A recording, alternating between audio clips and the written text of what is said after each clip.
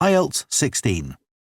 Published by Cambridge University Press and Cambridge Assessment English 2021. This recording is copyright. Test 1. This is the IELTS listening test. You will hear a number of different recordings and you will have to answer questions on what you hear.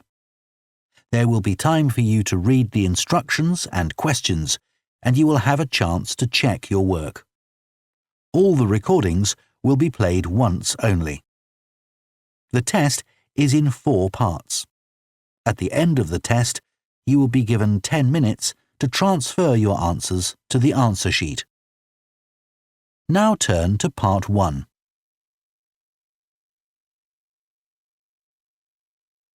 Part 1. You will hear a man phoning to find out about some children's engineering workshops. First, you have some time to look at questions 1 to 3.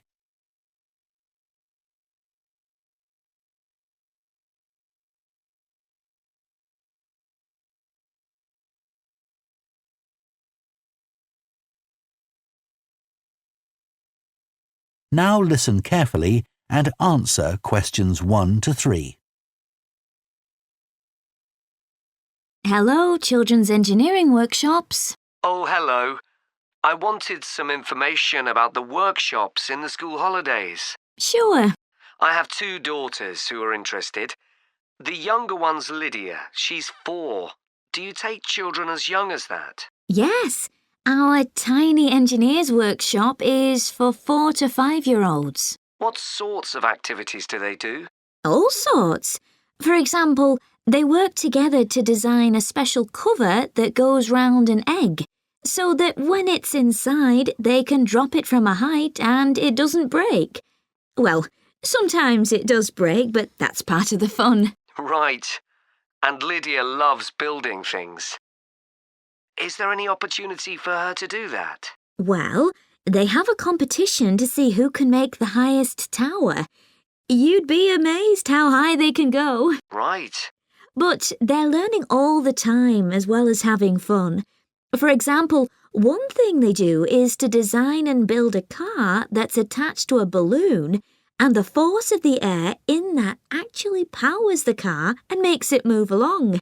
They go really fast too. Okay, well, all this sounds perfect. Before you hear the rest of the conversation, you have some time to look at questions 4 to 10.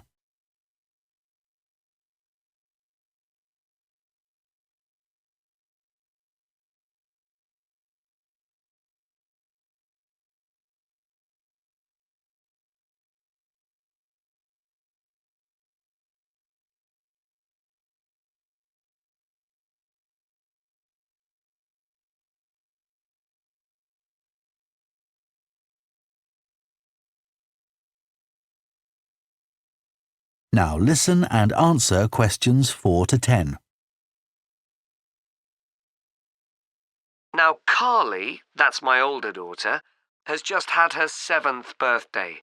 So presumably she'd be in a different group. Yes, she'd be in the junior engineers.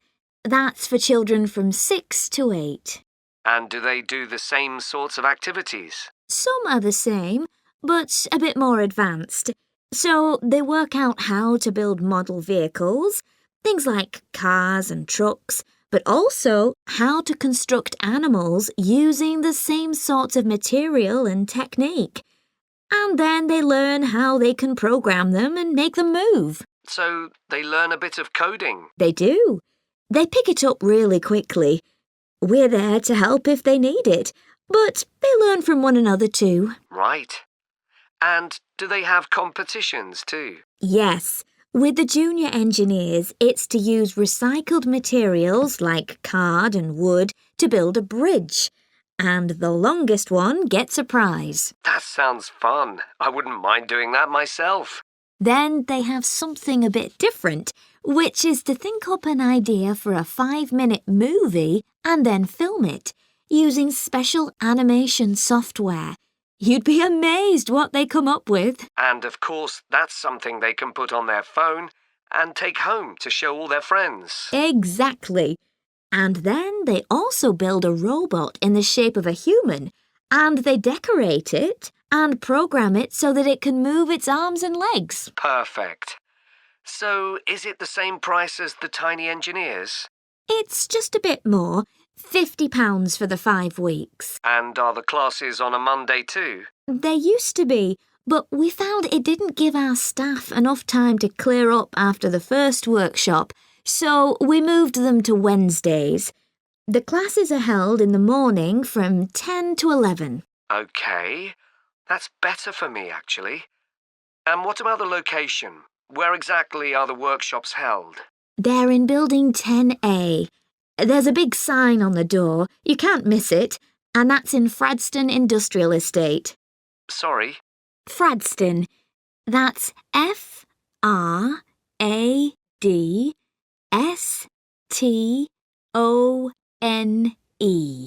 And that's in Grassford, isn't it? Yes, up past the station. And will I have any parking problems there? No, there's always plenty available. So, would you like to enrol Lydia and Carly now? OK. So, can I have your full name and... That is the end of Part 1. You now have half a minute to check your answers to Part 1.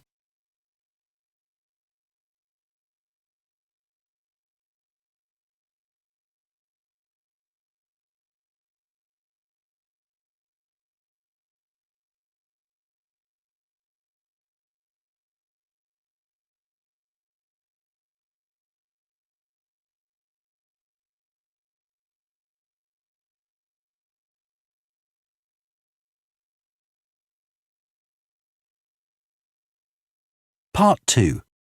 You will hear the managing director of a company called Stevenson's welcoming a group of work experience students.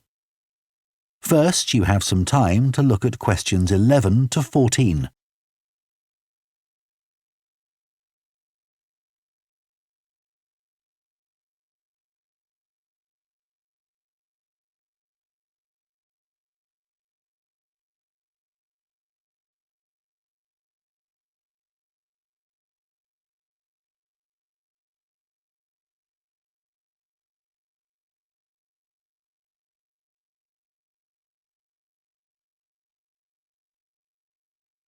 Now listen carefully and answer questions 11 to 14. Good morning everyone and welcome to Stevenson's, one of the country's major manufacturers of metal goods. Thank you for choosing us for your 2 weeks of work experience. My name is Julia Simmons and since the beginning of this year I've been the managing director. Stevenson's is quite an old company. Like me, the founder, Ronald Stevenson, went into the steel industry when he left school. That was in 1923. He set up this company when he finished his apprenticeship in 1926, although he actually started making plans 2 years earlier in 1924. He was a very determined young man. Stevenson's long-term plan was to manufacture components for the machine tools industry, although in fact that never came about, and for the automotive industry, that is cars and lorries. However, there was a delay of 5 years before that happened, because shortly before the company went into production, Stevenson was given the opportunity to make goods for hospitals and other players in the healthcare industry. So that's what we did for the first 5 years. Over the years, we've expanded the premises considerably. We were lucky that the site is big enough, so moving to a new location has never been necessary. However, the layout is far from ideal for modern machinery and production methods, so we intend to carry out major refurbishment of this site over the next 5 years. I'd better give you some idea of what you'll be doing during your 2 weeks with us, so you know what to expect. Most mornings you'll have a presentation from one of the managers to learn about their department, starting this morning with research and development. and you'll all spend some time in each department, observing what's going on and talking to people, as long as you don't stop them from doing their work altogether.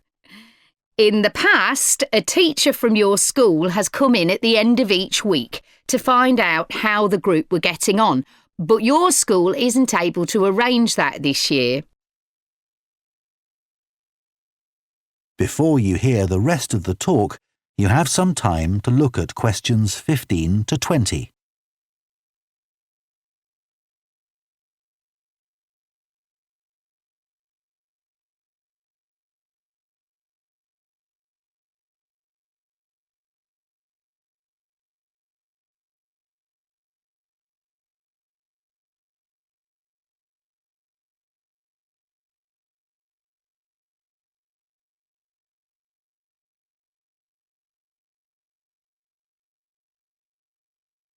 Now listen and answer questions 15 to 20. OK, now I'll briefly help you to orientate yourselves around the site. As you can see, we're in the reception area, which we try to make attractive and welcoming to visitors. There's a corridor running left from here, and if you go along that, the door facing you at the end is the entrance to the coffee room. This looks out onto the main road on one side and some trees on the other, and that'll be where you meet each morning. The factory is the very big room on the far side of the site. Next to it is the warehouse, which can be accessed by lorries going up the road to the turning area at the end. You can get to the warehouse by crossing to the far side of the courtyard, and then the door is on your right. Somewhere you'll be keen to find is the staff canteen. This is right next to reception. I can confidently say that the food's very good, but the view isn't. The windows on one side look onto a corridor and courtyard, which aren't very attractive at all, and on the other onto the access road, which isn't much better. You'll be using the meeting room quite often, and you'll find it by walking along the corridor to the left of the courtyard and continuing along it to the end. The meeting room is the last one on the right, and I'm afraid there's no natural daylight in the room. Then you'll need to know where some of the offices are. The Human Resources Department is at the front of this building, so you head to the left along the corridor from reception, and it's the second room you come to. It looks out onto the main road. And finally, the boardroom, where you'll be meeting sometimes. That has quite a pleasant view, as it looks out onto the trees. Go along the corridor past the courtyard, right to the end. The boardroom is on the left, next to the factory. OK, now, are there any questions before we move? That is the end of Part 2. You now have half a minute to check your answers to Part 2.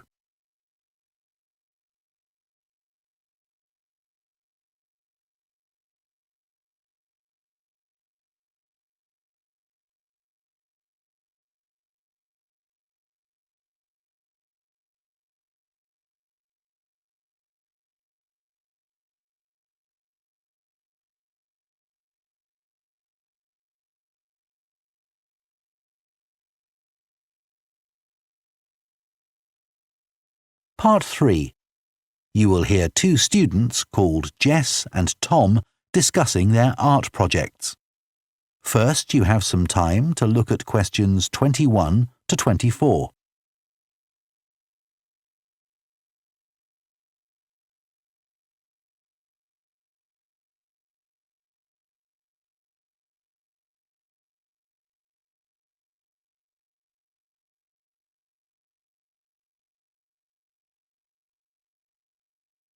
Now listen carefully and answer questions 21 to 24. How are you getting on with your art project, Tom? OK. They gave us the theme of birds to base our project on, and I'm not really all that interested in wildlife, but I'm starting to get into it. I've pretty well finished the introductory stage. So have I. When they gave us all those handouts with details of books and websites to look at, I was really put off. But the more I read, the more interested I got. Me too. I found I could research so many different aspects of birds in art. Colour, movement, texture. So I was looking forward to the bird park visit. What a letdown. It poured with rain and we hardly saw a single bird. Much less use than the trip to the Natural History Museum. Yeah. I liked all the stuff about evolution there. The workshop sessions with Dr. Fletcher were good too, especially the brainstorming sessions. I missed those because I was ill. I wish we could have seen the projects last year's students did. I suppose they want us to do our own thing, not copy. Have you drafted your proposal yet? Yes, but I haven't handed it in. I need to amend some parts. I've realised the notes from my research are almost all just descriptions. I haven't actually evaluated anything, so I'll have to fix that. Oh, I didn't know we had to do that. I'll have to look at that too. Did you do a timeline for the project? Yes, and a mind map. Yeah, so did I. I quite enjoyed that. But it was hard having to explain the basis for my decisions in my action plan. What? You know, give a rationale. I didn't realise we had to do that. OK, I can add it now. And I've done the video diary presentation and worked out what I want my outcome to be in the project. Someone told me it's best not to be too precise about your actual outcome at this stage, so you have more scope to explore your ideas later on. So I'm going to go back to my proposal to make it a bit more vague. Really? OK, I'll change that too then. Before you hear the rest of the discussion, you have some time to look at questions 25 to 30.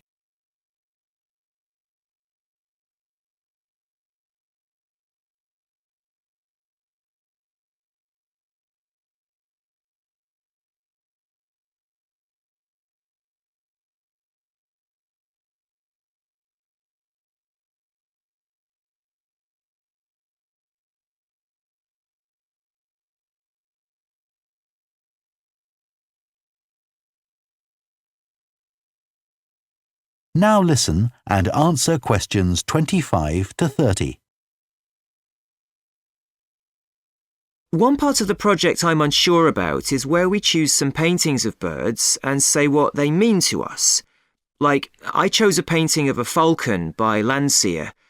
I like it because the bird's standing there with his head turned to one side, but he seems to be staring straight at you. But I can't just say it's a bit scary, can I?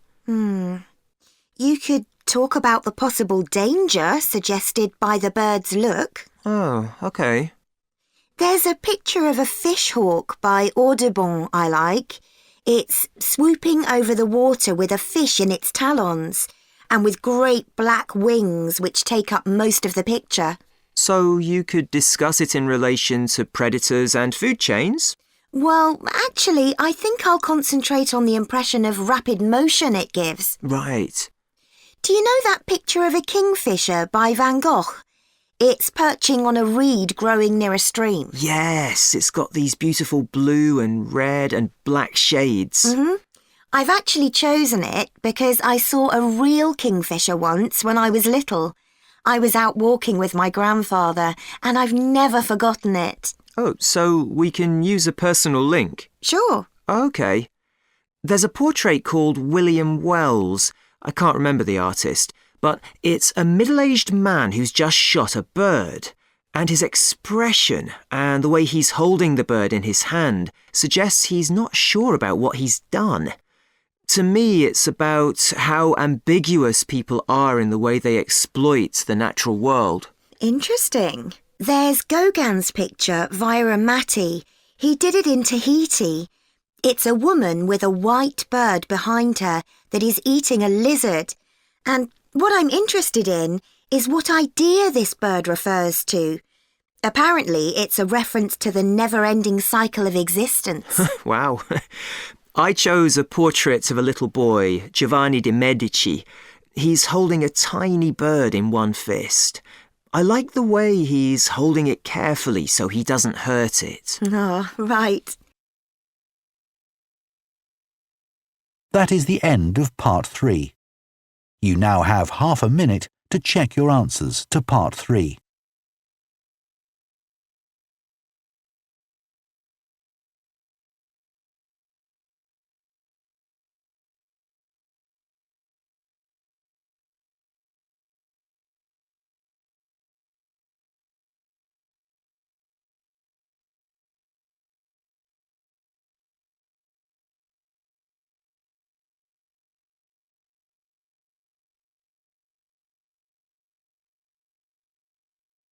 Part 4. You will hear a professor of philosophy giving a talk on the ancient philosophy of Stoicism. First, you have some time to look at questions 31 to 40.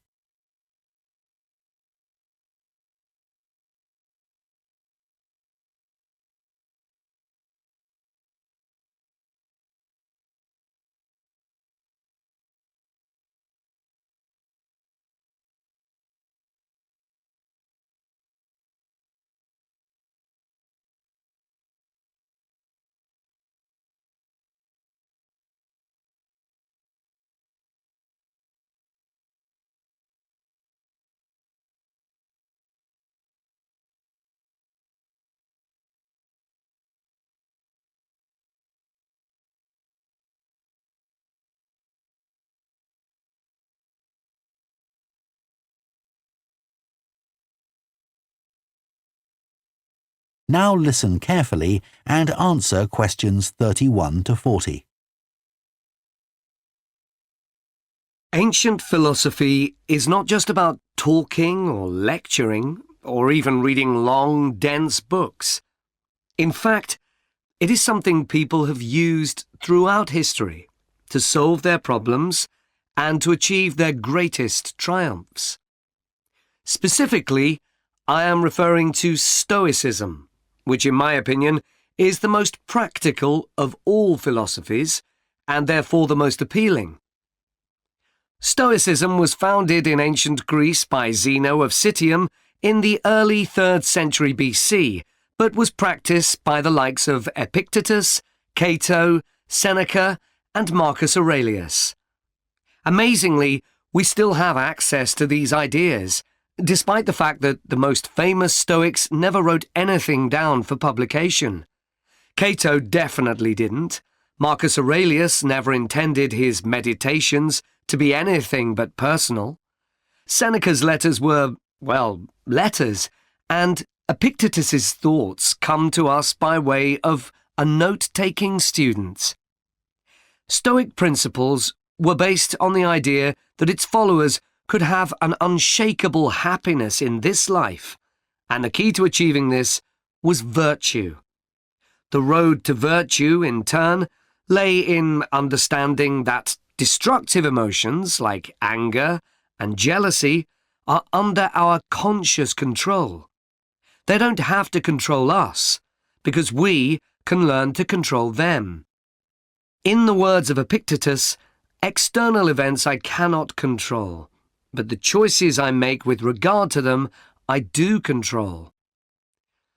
The modern-day philosopher and writer Nassim Nicholas Taleb defines a Stoic as someone who has a different perspective on experiences which most of us would see as wholly negative.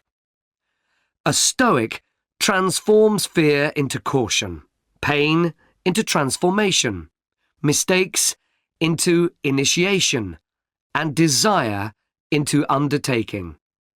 Using this definition as a model, we can see that throughout the centuries, Stoicism has been practiced in more recent history by kings, presidents, artists, writers, and entrepreneurs.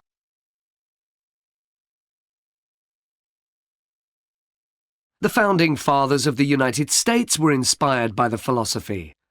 George Washington was introduced to Stoicism by his neighbours at age 17, and later put on a play based on the life of Cato to inspire his men. Thomas Jefferson kept a copy of Seneca beside his bed. Writers and artists have also been inspired by the Stoics. Eugene Delacroix, the renowned French Romantic artist, known best for his painting Liberty Leading the People, was an ardent Stoic, referring to it as his consoling religion. The economist Adam Smith's theories on capitalism were significantly influenced by the Stoicism that he studied as a schoolboy, under a teacher who had translated Marcus Aurelius's works. Today's political leaders are no different, with many finding their inspiration from the ancient texts. Former US President Bill Clinton rereads Marcus Aurelius every single year, and many have compared former President Obama's calm leadership style to that of Cato. Wen Jiabao, the former Prime Minister of China, claims that Meditations is one of 2 books he travels with, and that he has read it more than 100 times over the course of his life. Stoicism had a profound influence on Albert Ellis, who invented cognitive behavior therapy, which is used to help people manage their problems by changing the way that they think and behave. It's most commonly used to treat depression.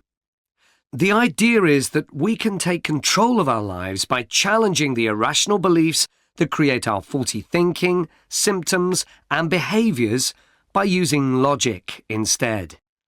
Stoicism has also become popular in the world of business.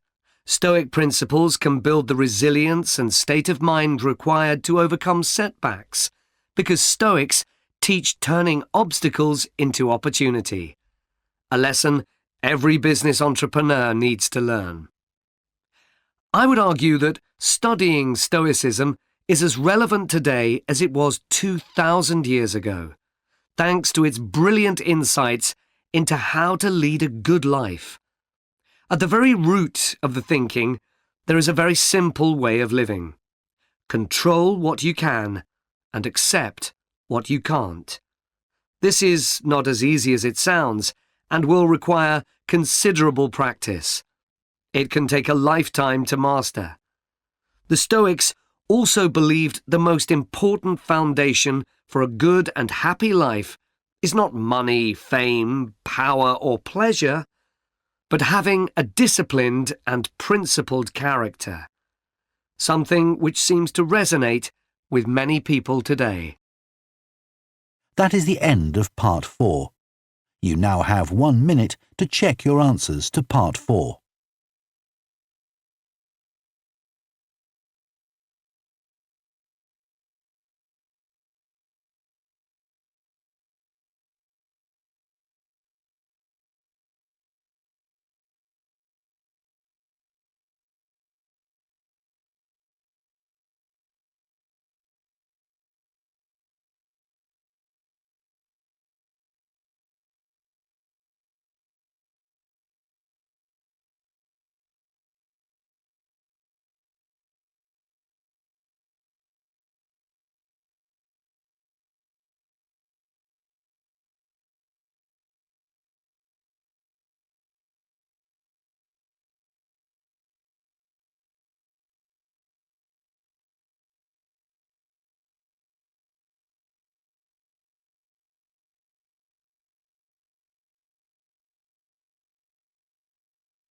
That is the end of the listening test. In the IELTS test, you would now have 10 minutes to transfer your answers to the answer sheet.